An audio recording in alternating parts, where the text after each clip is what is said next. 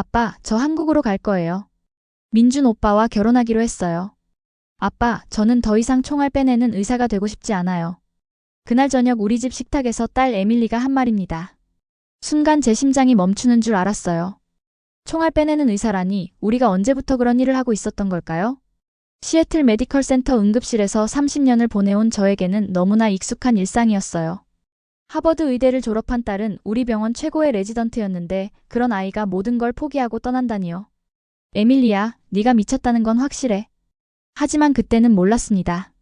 총성이 일상이 된 이 나라에서 사는 우리가 진짜 미친 거였다는 걸. 매일 학교, 영화관, 쇼핑몰에서 언제 총소리가 날지 모른다는 불안감 속에서 살고 있었으니까요.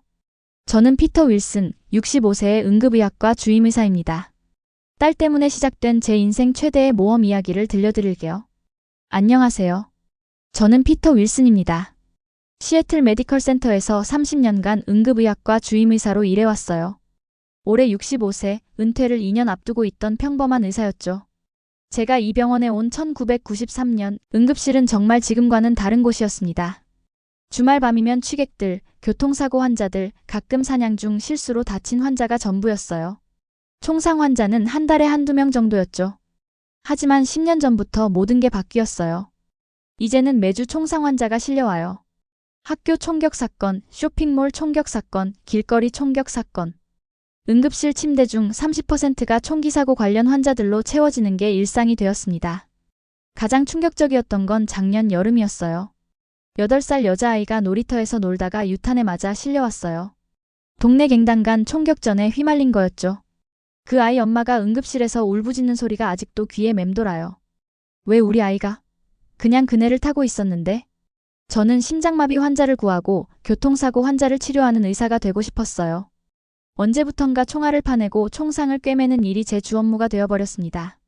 제 딸 에밀리는 그런 제 모습을 보며 자랐어요. 하버드 의대를 우등으로 졸업하고 우리 병원에서 응급의학과 레지던트를 하고 있었죠. 동료들은 모두 에밀리를 자랑스러워했어요. 똑똑하고 성실하고 환자들에게 친절했으니까요. 아버지를 닮아서 의사의 천직을 타고났네요. 부인도 늘 자랑했어요. 우리 가족의 희망이었죠. 그런데 2024년 11월 어느 날 저녁 에밀리가 폭탄 선언을 했습니다. 아빠, 저 한국으로 갈 거예요. 민준 오빠와 결혼하기로 했어요. 민준이라는 이름은 처음 들었어요. 에밀리가 3개월 전부터 만나고 있던 한국인 의사라고 했습니다. 방문 교수로 우리 병원에 와 있었대요. 에밀리야, 정신 차려. 3개월 만난 남자 때문에 내 인생을 포기하겠다고? 포기가 아니에요. 선택이에요. 아내는 충격으로 기절할 뻔했어요. 저는 화가 머리끝까지 났습니다.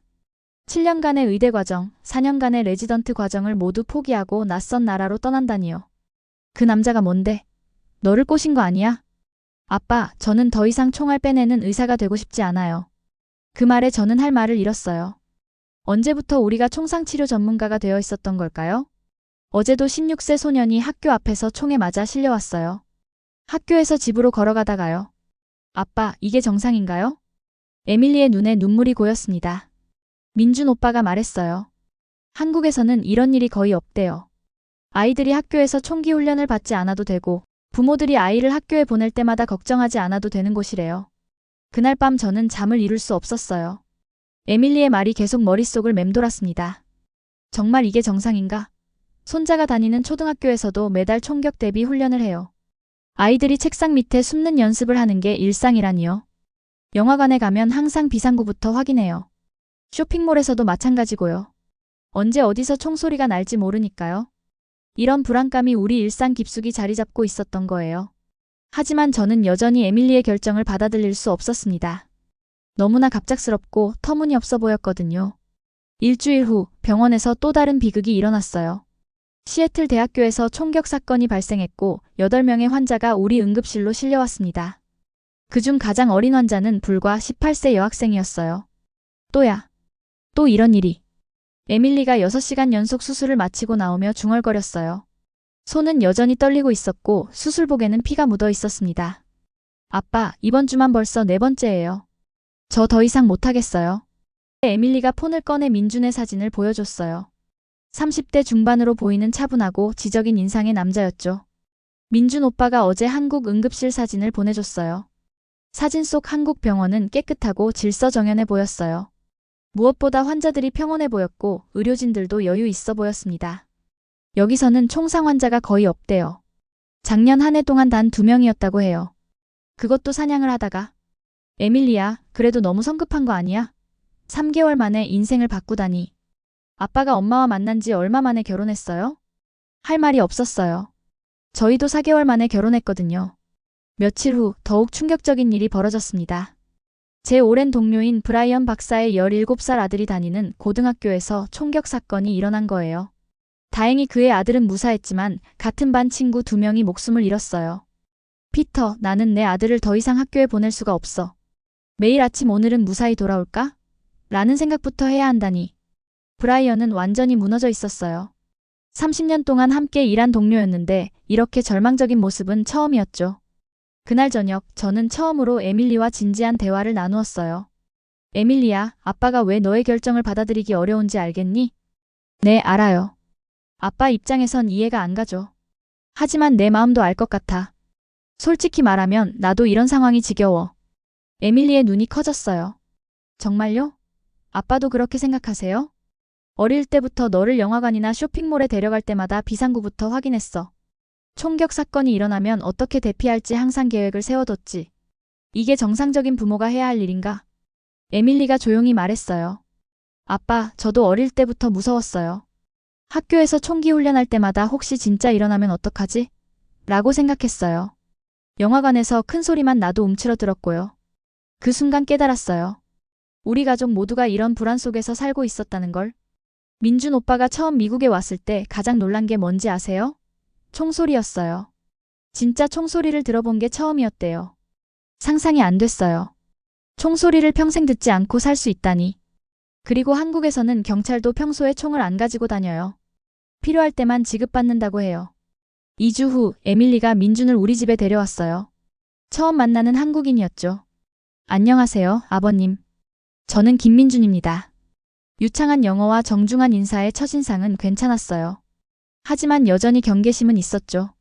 민준 씨, 에밀리가 한국으로 가면 뭘 할 건가요? 처음에는 국제병원에서 일하면서 한국어를 배울 계획이에요. 한국은 우수한 외국 의료진을 환영하는 분위기거든요. 한국 의료 시스템은 어떤가요? 민준의 눈이 반짝였어요. 전 국민 의료보험 시스템이 있어서 모든 국민이 경제적 부담 없이 치료받을 수 있어요. 의사들도 보험회사와 협상하거나 소송에 대비하는 데 시간 쓰지 않고 온전히 환자 치료에만 집중할 수 있어요. 흥미로웠지만 여전히 반대 입장이었어요. 그럼 한국에는 문제가 전혀 없나요? 물론 있어요. 경쟁이 치열하고 일과 삶의 균형도 완벽하지 않아요.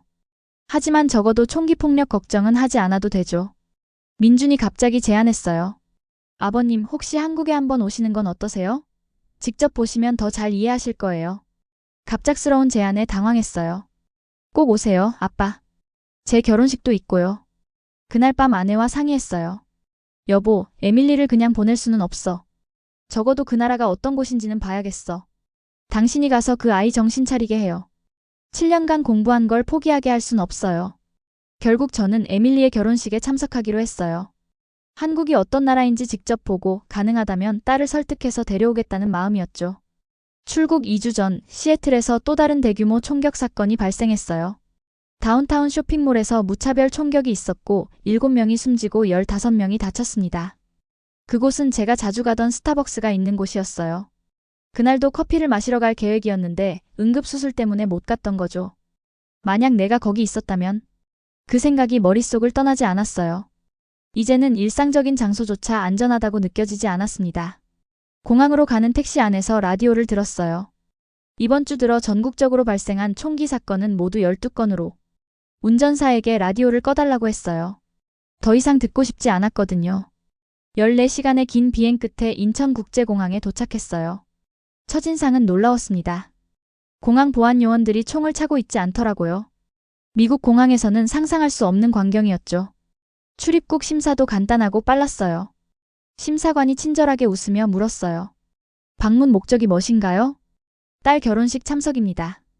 축하드려요. 한국 여행 즐겁게 하세요. 언제 마지막으로 이런 따뜻한 말을 들었는지. 미국 공항에서는 항상 의심스러운 눈초리만 받았는데 말이에요. 에밀리와 민준이 마중 나와 있었어요. 아빠, 정말 와줘서 고마워요. 에밀리가 달려와 안겼어요. 몇 개월 만에 보는 딸은 편안하고 행복해 보였습니다. 미국에 있을 때보다 표정이 밝았어요. 어서 오세요, 아버님. 한국에 오신 걸 진심으로 환영해요. 민준의 인사도 정중했어요. 공항에서 나오니 밤 10시가 넘었는데도 사람들이 자유롭게 다니고 있었어요.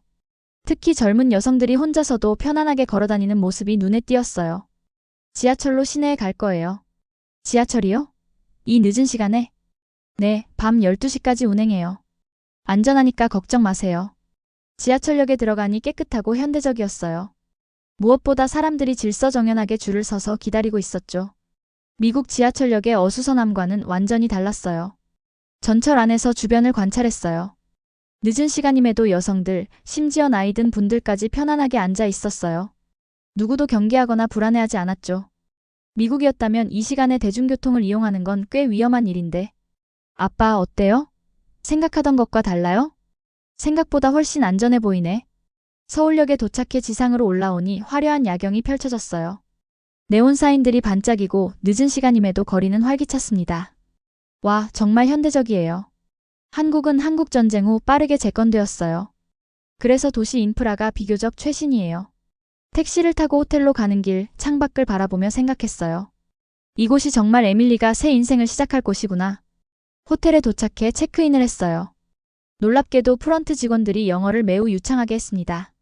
웰컴 투 서울, 닥터, 윌슨, 위 호프 유 해버 원더풀 스테인 코리아. 웰컴 투 서울 드라이브. 방에 들어가 창밖을 보니 서울의 야경이 한눈에 들어왔어요. 끝없이 펼쳐진 불빛들 사이로 한강이 흐르고 있었고 그 속에서 에밀리가 새 삶을 시작한다는 게 이제야 실감났습니다. 다음날 아침 일찍 일어나 호텔 주변을 산책해봤어요. 아침 7시인데도 거리는 깨끗했고 사람들은 질서정연하게 출근하고 있었습니다. 무엇보다 놀라운 건 아무도 주변을 경계하지 않는다는 거였어요. 이어폰을 끼고 음악을 들으며 걷거나 스마트폰을 보며 여유롭게 걸어가는 모습들이 인상적이었어요. 근처 카페에 들어갔는데 메뉴가 모두 한글이더라고요. 당황하고 있으니 직원이 영어 메뉴를 가져다 주었어요. 아메리카노 하나 주세요. 네, 잠시만 기다려주세요. 커피를 마시며 주변을 둘러보는데 놀라운 광경을 목격했어요. 사람들이 노트북, 가방, 심지어 지갑까지 자리에 그대로 두고 화장실이나 카운터에 가더라고요. 저기요, 물건 두고 가셔도 괜찮나요? 영어를 할 줄 아는 대학생으로 보이는 여성이 대답했어요. 네, 보통 그래요. 여기서는 도난이 거의 없거든요. 미국에서는 상상할 수 없는 일이었죠. 시애틀에서 노트북을 자리에 두고 30초만 자리를 비워도 사라질 텐데. 미국에서는 어떤가요? 미국에서는 절대 안 돼요. 잠깐 화장실 다녀오는 사이에도 모든 걸 가져가야 해요. 그 학생이 놀란 표정을 지었어요. 정말요? 그럼 불편하겠네요. 오후에 에밀리와 민준을 만났어요. 아빠, 오늘 민준이가 일하는 병원 구경시켜드릴게요. 강남에 위치한 대형 병원이었어요. 외관부터 고급 호텔 같았습니다. 로비에 들어서니 깨끗하고 현대적이었고 환자들이 여유 있게 대기하고 있었어요. 미국 병원의 복잡하고 스트레스 가득한 분위기와는 정반대였죠. 여기가 응급실이에요. 응급실에 들어가는 순간 충격을 받았어요. 우리 병원과 완전히 달랐거든요. 총상 환자는 보이지 않았고 대부분 일반적인 응급 환자들이었어요. 의료진들도 여유 있어 보였고 환자들과 충분히 대화하며 진료하고 있었어요. 혹시 총상 환자는 언제 오나요? 담당 간호사가 의아한 표정을 지었어요. 총상이요? 작년에 한두 번 있었나? 매우 드문 일이에요. 대부분 사고였고요. 민준이 자세히 설명해 주었어요. 한국은 총기 소지가 엄격히 금지되어 있어요. 일반인은 물론 경찰도 평상시에는 총을 안 차고 다니죠. 필요할 때만 지급받아요. 병원 식당에서 점심을 먹었는데 음식이 일반 레스토랑 못지않게 맛있었어요. 이게 병원 음식이에요? 한국에서는 음식을 통한 치유도 중요하게 생각해요. 환자 회복에 좋은 음식을 제공하려고 노력하죠. 식사 후 민준이 한국 의료 시스템에 대해 설명해 주었어요. 아버님, 한국 의료비가 얼마인지 아세요? 일반 진료는 3만 원, 미국 돈으로 25달러 정도예요. 25달러요? 미국에서는 기본 진료만 200달러는 내야 하는데 전 국민 의료보험이 있어서 가능한 일이에요. 정부에서 의료비의 큰 부분을 부담하죠. 그날 저녁 갑자기 복통이 심해졌어요. 아마 시차와 음식 적응 때문인 것 같았는데 민준이 바로 병원으로 데려가겠다고 했어요. 괜찮아요. 내일 보죠. 아니에요. 지금 가야 해요.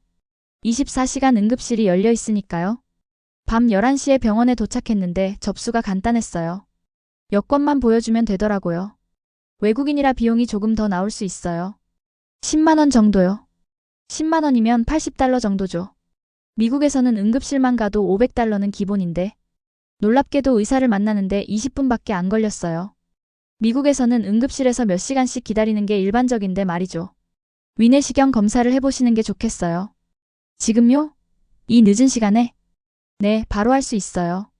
24시간 검사가 가능해요. 40분 후에 이미 검사를 받고 있었어요. 미국에서는 위내시경 예약만 몇 주 걸리는데 검사 결과 급성 위염이라고 했어요. 스트레스와 급격한 식습관 변화 때문인 것 같아요. 처방해드린 약 드시면 며칠 안에 좋아질 거예요. 총 비용은 12만 원, 약 100달러였어요. 미국에서였다면 최소 3,000달러는 했을 텐데. 의사가 친절하게 설명해 주었어요. 한국 음식이 처음이시죠? 맵고 자극적인 음식은 피하시고 죽이나 부드러운 음식 위주로 드세요. 약국에서 약을 받고 나오며 민준에게 물었어요. 의사들 수입은 어때요? 이렇게 저렴한데? 미국보다는 적지만 여전히 높은 편이에요. 무엇보다 의료소송 걱정이 적어서 스트레스가 훨씬 덜해요. 호텔로 돌아가는 지하철에서 또 놀라운 광경을 봤어요. 밤 12시가 다 되었는데도 여성들과 노인분들이 편안하게 이용하고 있었어요. 다음날 아침 혼자 시내를 돌아다녀 봤어요. 명동이라는 쇼핑 지역에 갔는데 또 다른 놀라운 광경을 봤어요. 길거리에서 떡볶이를 파는 아주머니 앞에 긴 줄이 서 있었는데 모든 사람이 질서 있게 기다리고 있었어요. 새치기 하는 사람도 없고 시비 거는 사람도 없었죠. 여기 정말 안전하네요. 줄에서 기다리던 한국인이 영어로 대답해 주었어요. 네, 한국은 세계에서 가장 안전한 나라 중 하나예요. 특히 이런 번화가에서도 범죄가 거의 없어요. 점심 후 궁궐을 구경하러 갔어요. 경복궁이라는 곳이었는데 수많은 관광객들이 있었어요. 한국인은 물론 외국인 관광객들도 많았는데 모두 여유롭게 구경하고 있었어요. 여기서도 소매치기나 사기꾼 조심해야 하나요? 관광 안내원이 웃으며 말했어요. 거의 없어요. 가끔 호객행위하는 사람들은 있지만 강도나 소매치기는 정말 드물어요. 오후에는 한강공원에 갔어요. 사람들이 자전거를 타고 피크닉을 즐기고 산책을 하고 있었어요. 아이들이 자유롭게 뛰어놀고 연인들이 여유롭게 데이트하고 있었죠. 벤치에 앉아 강을 바라보며 생각했어요. 이런 평화로운 풍경이 일상이라니. 저녁에 에밀리의 결혼식 리허설이 있었어요. 서울 외곽의 아름다운 정원에서 열렸는데 민준의 가족들이 저를 따뜻하게 맞아주었어요. 민준의 아버지도 의사셨어요. 내과 전문의로 40년간 일해오셨다고 했어요. 한국에서 의사 생활은 어떠신가요? 힘들지만 보람 있어요. 환자들이 경제적 걱정 없이 치료받을 수 있어서 의사로서 큰 보람을 느껴요. 총상 환자는 많이 오시나요? 그분이 놀란 표정을 지으셨어요. 총상이요? 40년 의사 생활하면서 총상 환자는 거의 못 봤어요. 총상의 경우는 사냥사고나 드문 범죄 사건일 거예요. 민준의 할머니와도 대화를 나누었어요. 한국전쟁 때 정말 힘들었어요. 하지만 지금은 세계에서 가장 안전한 나라 중 하나가 되었죠. 손자들이 학교에서 총기 훈련 받나요? 총기 훈련이요? 그런 건 없어요. 필요가 없으니까요. 그 말이 가슴 깊이 와닿았어요. 미국에서는 유치원생도 총기 대피 훈련을 받는데 그날 밤 호텔에서 미국 뉴스를 봤어요. 또 어딘가에서 총격 사건이 일어났더라고요. 시카고 근처의 대학교였어요. 갑자기 가슴이 답답해졌어요. 여기 한국에서는 그런 뉴스를 본 적이 없더라고요. 한국 뉴스를 보니 정치, 경제, 사회 이슈가 대부분이고 연예인이나 스포츠 소식도 많았어요. 다음 날이 에밀리의 결혼식이었어요. 아침에 일어나니 시애틀의 동료 브라이언 박사에게서 문자가 와 있었어요. 피터, 끔찍한 소식이야. 어제 우리 병원 근처 지하철역에서 총격 사건이 있었어. 우리 병원 간호사 2명이 다쳤다고 해. 순간 정신이 번쩍 들었어요. 만약 제가 미국에 있었다면 제가 그 지하철을 탔을 수도 있었어요. 결혼식은 정말 아름다웠어요. 에밀리는 행복한 미소를 지으며 민준과 서약을 교환했어요. 그 순간 깨달았어요. 딸이 정말 행복해 보인다는 걸. 결혼식 후 피로연에서 여러 사람들과 이야기를 나누었어요. 미국은 어떤가요? 한 손님이 물었어요. 좋은 나라지만 최근에는 안전 문제가 심각해요. 총기 문제 말씀이시죠? 뉴스에서 봤어요. 네, 일상생활에서 항상 경계해야 해요. 그러면 스트레스가 많으시겠네요. 그렇다고 대답하니 모든 사람이 안타까워했어요. 결혼식이 끝나고 에밀리와 단둘이 대화할 기회가 있었어요. 아빠, 이제 이해해 주시겠어요? 에밀리야, 솔직히 말하면 네가 옳았던 것 같아. 딸의 눈에 눈물이 고였어요. 정말요? 아빠가 그렇게 말씀해 주시니까 정말 기뻐요. 여기서는 정말 총소리 걱정 없이 살 수 있구나. 네, 아빠.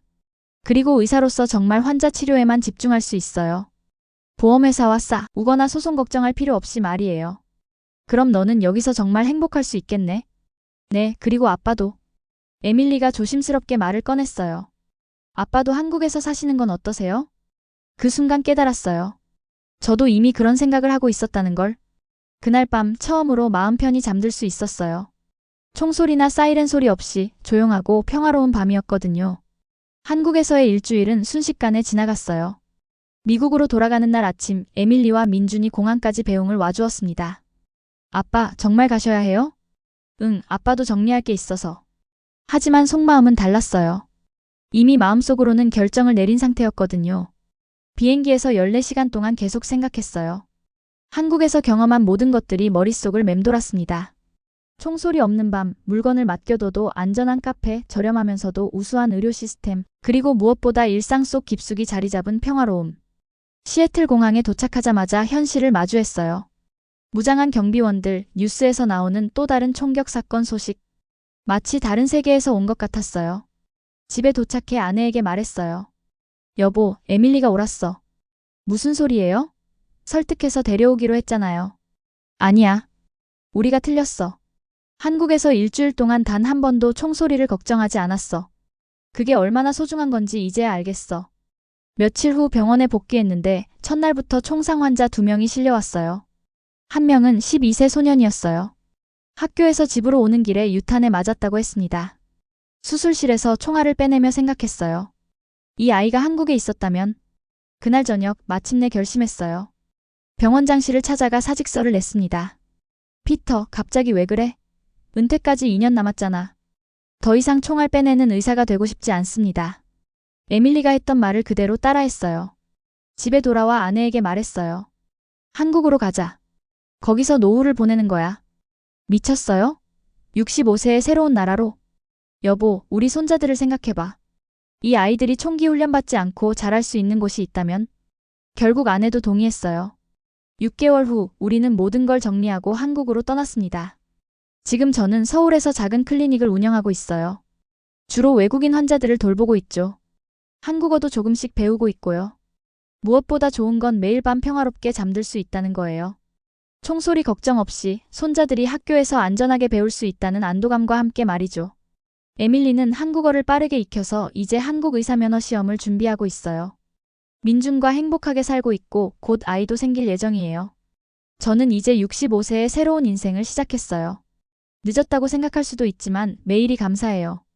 총성 없는 평화로운 노후, 이보다 더 큰 선물이 어디 있을까요? 미국의 동료들은 제 결정을 이해하지 못해요. 하지만 저는 후회하지 않아요. 때로는 용기 있는 선택이 인생을 완전히 바꿀 수 있거든요. 딸의 한마디로 시작된 이 여정이 저희 가족에게 새로운 희망을 안겨주었어요. 아빠, 저는 더 이상 총알 빼내는 의사가 되고 싶지 않아요. 지금 생각해보면 그 말이 우리 가족을 구원해준 셈이죠. 여러분, 제 이야기는 여기까지입니다. 지금 저는 서울에서 작은 클리닉을 운영하며 평화로운 노후를 보내고 있어요. 에밀리는 한국어를 마스터해서 한국 의사가 되었고 민준과 함께 행복한 가정을 꾸리고 있죠. 때로는 용기 있는 선택이 인생을 완전히 바꿀 수 있어요. 총성 없는 평화로운 삶, 이보다 더 큰 선물이 어디 있을까요? 구독과 좋아요로 응원해주세요.